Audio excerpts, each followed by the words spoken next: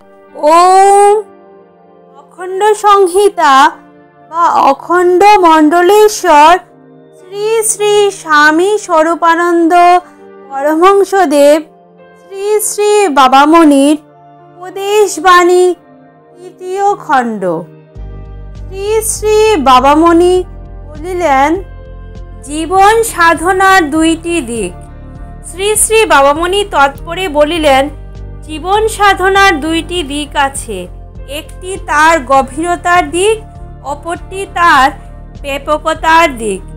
মানুষ যখন ব্যক্তিগত উৎকর্ষ সাধনের জন্য নিরলসভাবে শ্রম স্বীকার করতে থাকে তখন তার জীবন গভীরতা লাভ করে। আবার যখন সে দেশের, দশের ও সমাজের হিত সাধনের জন্য নিজেকে বিকিয়ে দিতে চেষ্টা করে তখন তার জীবন ব্যাপকতা লাভ করে। আত্মসমাহিত যোগীদের অধিকাংশের জীবন গভীর, পরার্থসেবীদের অধিকাংশের জীবন ব্যাপক, কিন্তু তারই জীবন যথার্থ পূর্ণতাকে প্রাপ্ত হয়েছে বলবো যার জীবন গভীরতার চরমে পৌঁছেছে, ব্যাপকতারও পরাকাষ্ঠাকে লাভ করেছে। শিক্ষার লক্ষ্য। তৎপরে শ্রী শ্রী বাবামণি বললেন, শিক্ষার লক্ষ্য যে কি হবে তাই নিয়ে মতভেদ হতে পারে। কেউ হয়তো বলবেন, ছাত্রের ব্যক্তিগত জীবনের কল্যাণকে প্রবুদ্ধ করে দেওয়াই শিক্ষার উদ্দেশ্য, এতে সমাজ বাঁচুক কি মরুক। কেউ হয়তো বলবেন, ছাত্রের জীবনটা দ্বারা সমাজের হিত সম্পাদনই শিক্ষার লক্ষ্য, এতে ছাত্রের ব্যক্তিত্বের প্রতি অবিচার হয়তো হোক, কিন্তু প্রকৃত প্রস্তাবে শিক্ষার উদ্দেশ্য এরকম একদর্শী হতে পারে না। ব্যক্তিত্বের সঙ্গে সমাজের বিরোধ না ঘটিয়ে যে শিক্ষা, সেইটাই হচ্ছে যথার্থ শিক্ষা। সমগ্র ভারত জুড়ে আজ সেই শিক্ষারই সম্প্রচারণ চাই, অথবা শুধু ভারতবর্ষের কথাই বা বলবো কেন, সমগ্র জগৎ জুড়েই চাই। সৎ গুরুর লক্ষণ। অদ্য কথা প্রসঙ্গে শ্রী শ্রী বাবামণি বলিলেন, সদ্গুরুর প্রধান লক্ষণ হচ্ছে তার অফুরন্ত প্রেম, পক্ষপাতহীন অনাবিল ভালোবাসা।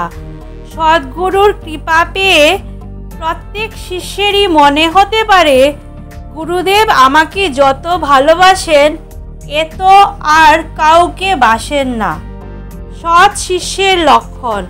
তৎপরে শ্রী শ্রী বাবামণি বলিলেন, সৎ শিষ্যের প্রধান লক্ষণ হচ্ছে গুরুর ভালোবাসায় অকপট বিশ্বাস। লাঠি ঝাঁটা মারলেও শিষ্য ভাবেন এর মধ্যে গুরুর অফুরন্ত প্রেমই প্রকাশ পাচ্ছে। মহাত্মা ভোলানন্দ গিরিকে তার গুরুদেব গুলাবগিরি আজমিরের সেই অসহ্য শীতের মধ্যে বাইরে দাঁড় করিয়ে রাখলেন। ভোলাগিরি শীতে কাঁপতে কাঁপতে ভাবতে লাগলেন, এর মধ্যেও গুরুদেবের কোনো মঙ্গলময় অভিপ্রায় রয়েছে।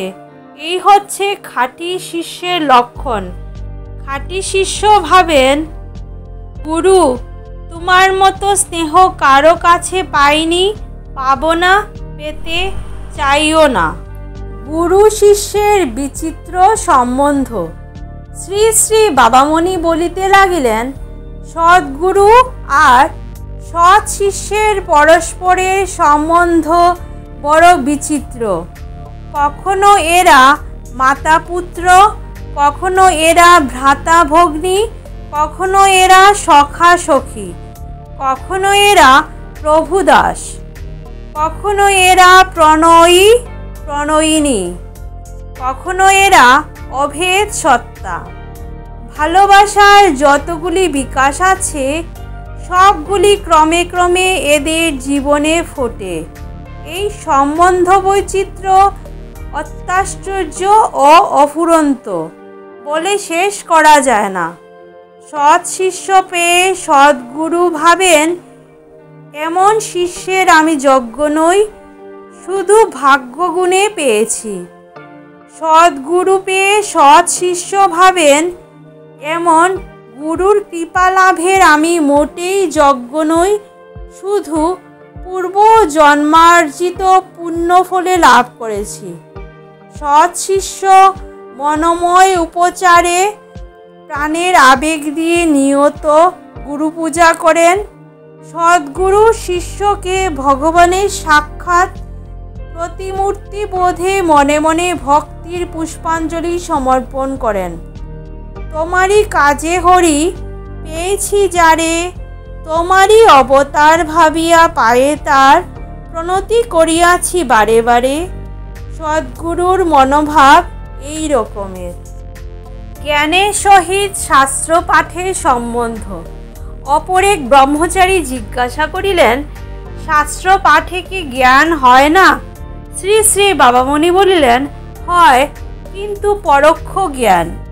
পুস্তকলব্ধ জ্ঞান অনুমান সিদ্ধ জ্ঞান। মেঘাবৃত চন্দ্ররশ্মির মতো অস্পষ্ট ও আবছায়াপূর্ণ। ভ্রমপ্রমাদের সম্ভাবনা থেকে সে মুক্ত নয়, কিন্তু অভ্রান্ত জ্ঞান সাধনালব্ধ বস্তু। সাধনের দুর্গম হিমাচল যে লঙ্ঘন করে নাই, এ পরিজাত পুষ্প তার ভাগ্যে ঘটে না।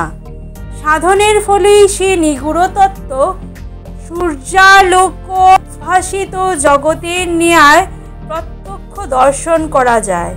তাতে অস্পষ্টতা থাকে না, আবছায়া থাকে না, দ্বিধাবোধ থাকে না, সংশয় সন্দেহের মসিপাত থাকে না। অবশ্য শাস্ত্রলব্ধ জ্ঞানেরও একটা মূল্য আছে, কেননা সেই জ্ঞান অজ্ঞানতার চেয়ে উৎকৃষ্ট। কিন্তু সাধনলব্ধ প্রত্যক্ষ সিদ্ধ যে জ্ঞান, তার চেয়ে সে নিকৃষ্ট। রামকৃষ্ণ পরমহংসদেব, নানক, কবির, তুকারাম, দাদু, রহিদাস প্রভৃতি মহাপুরুষেরা শাস্ত্রজ্ঞানী না হয়েও তত্ত্বজ্ঞানী হয়েছিলেন। এদের জীবনে সাধনেরই মহিমা প্রস্ফুটিত হয়েছে। সাধনের বলেই এরা পরম প্রার্থনীয়কে পেয়েছিলেন। স্বামী দয়ানন্দ সরস্বতী, মহর্ষি দেবেন্দ্রনাথ, স্বামী ভাস্করানন্দ, শিবনাথ শাস্ত্রী, বিজয়কৃষ্ণ গোস্বামী, স্বামী বিবেকানন্দ ও অরবিন্দ ঘোষ প্রভৃতি শাস্ত্রজ্ঞানী হয়েও তত্ত্বজ্ঞানী হয়েছিলেন। তত্ত্বজ্ঞান না থাকলে এদের শাস্ত্রজ্ঞান মিথ্যা হতো। শাস্ত্রার্থ বুঝিবার উপায়। জনৈক ব্রহ্মচারী জিজ্ঞাসা করিলেন, বাবা, আপনি আমাকে বলেছেন প্রত্যহ গীতা পাঠ করতে, কিন্তু অর্থ যে বুঝি না। শ্রী শ্রী বাবামণি বলিলেন, অর্থ বুঝবার যথার্থ উপায় হচ্ছে সাধন করা। সাধন ছাড়া প্রকৃত অর্থ বুঝা যায় না। তবে গীতা না পড়ে শুধু সাধন করলেই তো চলতে পারে।